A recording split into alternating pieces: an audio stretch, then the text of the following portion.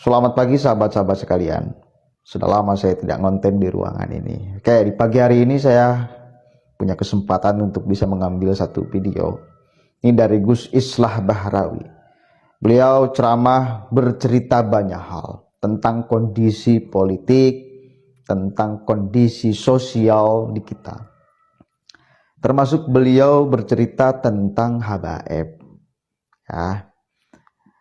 Beliau menceritakan bahwa ada Habib yang memerkosa, ada Habib yang menipu dirinya, dan lain sebagainya. Persoalan bahwa Habib ini adalah zuriat Nabi, kita hormati, kata beliau. Tetapi bila bajingan, ya bajingan aja. Tapi bila kurang ajar, ya kurang ajar aja. Coba kita dengarkan dulu nih. Dipecah belah, Pak, karena ini tonggak utama, Pak. Saya sering mengatakan Syiah itu karena kecil jumlahnya. Kalau besar dia akan memberontak juga di negara ini. Satu negara di Iran itu bikin revolusi kok tahun 79. Ini karena kecil aja mereka nggak belagak di sini.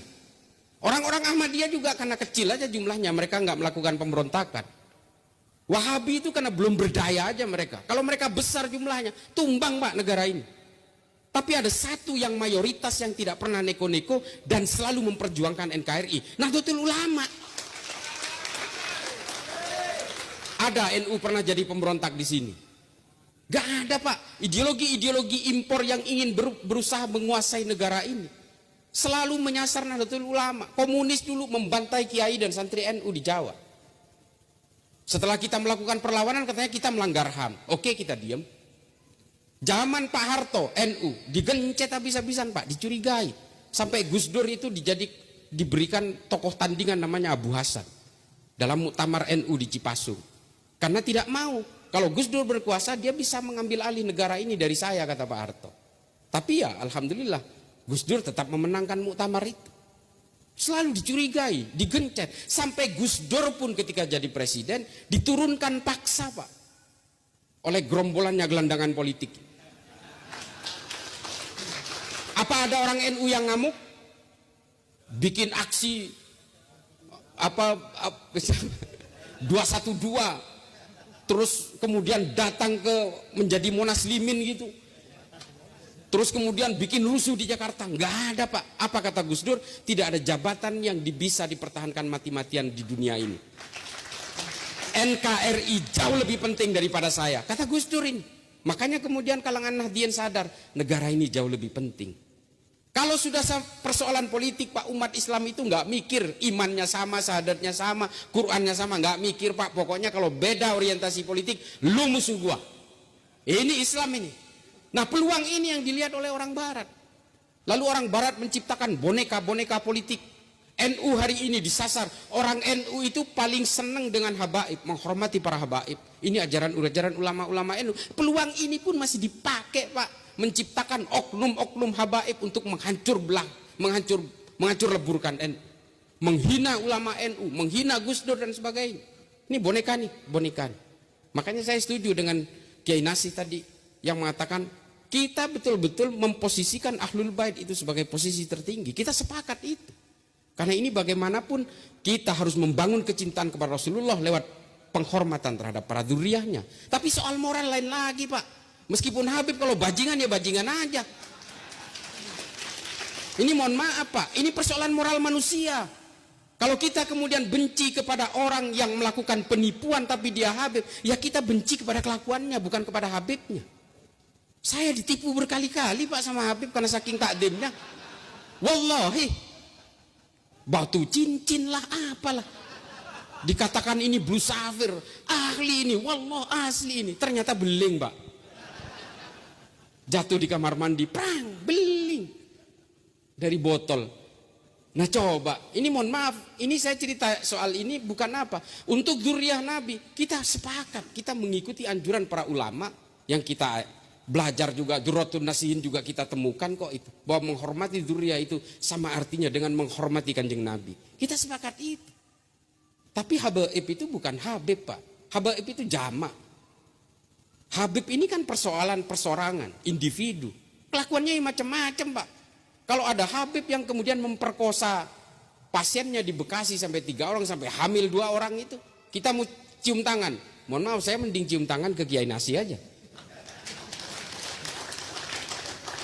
Ini saya tidak. Nah, persoalannya kemudian ada beberapa oknum Habib yang justru menghancur leburkan NU dan membentuk enklav-enklav perlawanan di NU. Madura itu hancur lebur Pak hari ini NU-nya. Karena apa? Politik Pak. Mulai dari zaman Prabowo 2014, Prabowo 2019, hari ini Anies, semua dibelah-belah umat itu. Hadir ke sana Habibnya. Isinya apa? Memecah belah orang, mengkompori orang, lawan semua. Yang tidak mendukung Anies itu adalah orang kafir yang tidak setuju terhadap Islam. Ini loh yang dilawan oleh Khalifah Umar bin Abdul Aziz.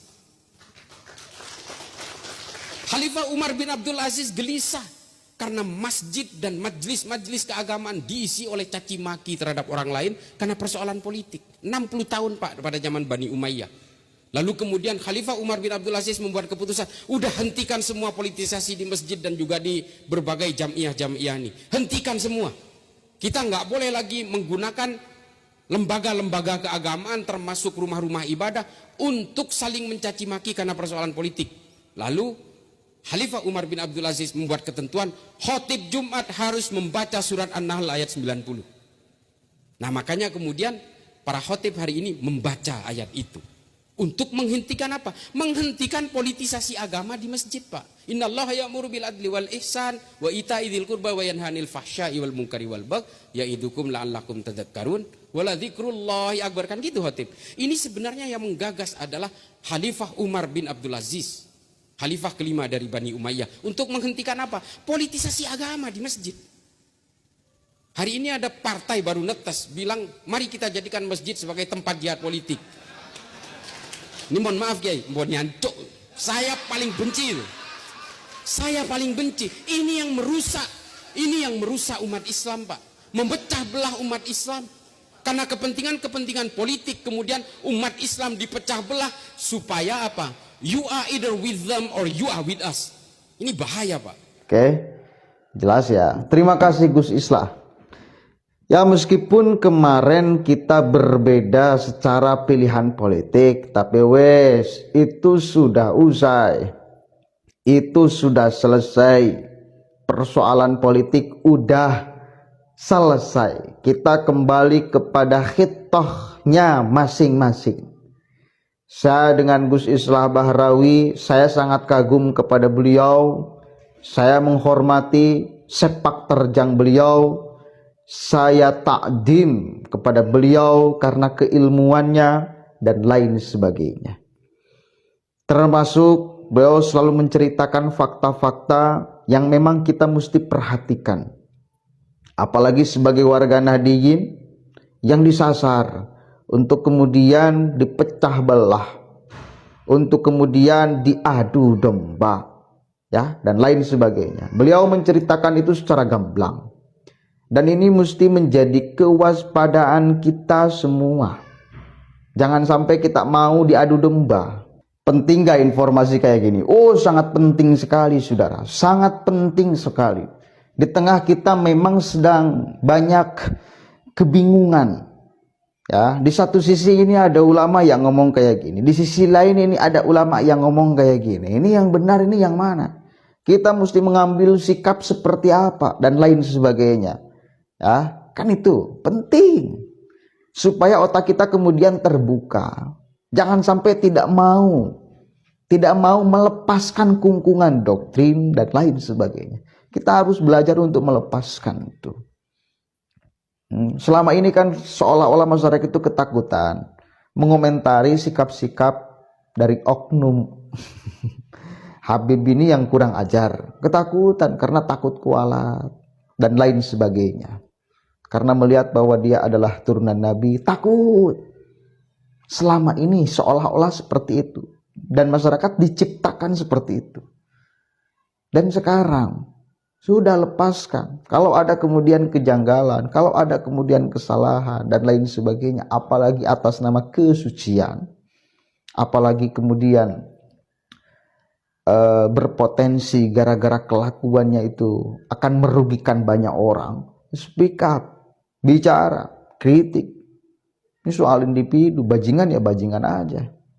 Apalagi sekali lagi ternyata sudah tercium, sudah terbongkar oleh Yaji bin Utsman Al-Bantani bahwa mereka memang tidak nyambung secara silsilah kepada baginda Nabi Shallallahu Alaihi Wasallam, secara nasab kepada baginda Nabi Shallallahu Alaihi Wasallam. Bayangkan, di sisi lain mereka ngaku sebagai ahlul bait Nabi yang disucikan oleh Allah. Ya. Di sisi lain ada yang memerkosa. Di sisi lain ada yang menipu. Di sisi lain ada yang bajingan. Ada yang memecah belah. Mau bagaimana itu? Kan gak matching dong.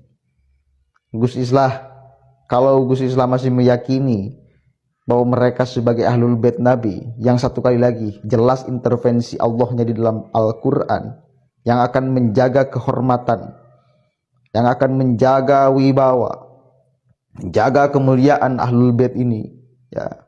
Lalu kemudian faktanya, praktek di lapangannya, ada mereka-mereka yang ngaku ahlul bait Nabi berperilaku tidak mulia, berperilaku jahanam, maka teori ini berarti gak nyambung. Saya ulang-ulang itu supaya paham ya. Setiap saya buat konten tentang Habib, perhatikan, saya pasti ngomong ini. Gak nyambung. Karena harus dibatalkan. Karena gak nyambung. Jangan sampai kita menganggap bahwa Al-Qur'annya yang salah. Masa Allahnya yang salah? Kan gak mungkin dong. Mereka pasti yang keliru. Begitu. Coba aja, Gus Islam mengatakan ahlul bait Nabi. Beliau pun bercerita tentang kebejatan, kebangsatan, dan lain sebagainya mereka. Ayo, nggak matching. Durian Nabi, ahlul bait Nabi kayak gitu. Kecuali kalau tidak ada intervensi Allah di dalam Al-Quran tentang ahlul bait, baru itu mungkin. Boleh jadi ahlul bait itu adalah berperilaku bangsat, biadab dan lain sebagainya. Kalau ahlul bait, ya. Dan kalau tidak ada intervensi, ini kan ada intervensi. Kalau persoalan ahlul bait,